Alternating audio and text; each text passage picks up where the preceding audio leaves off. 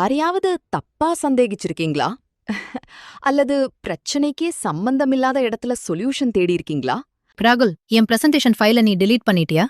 என்ன? இல்லையே. நான் ஏன் அப்படி பண்ணுவேன்? நேத்துக்கு இருந்த ஃபைல் இப்போ காணோம். ஆயிஷா, இதுதான் barking up the wrong treeங்கிறது. நேத்து நான் ஆபீஸ்க்கே வரல. அதாவது தப்பான ஆள குறை சொல்றது அல்லது தவறான டைரக்ஷன்ல போறது. இந்த ஃப்ரேஸ் 1800கள்ல அமெரிக்க வேட்டைக்காரர்களிடமிருந்து உருவானது. அப்ப நாய்களை வச்சு வேட்டையாடுவாங்க.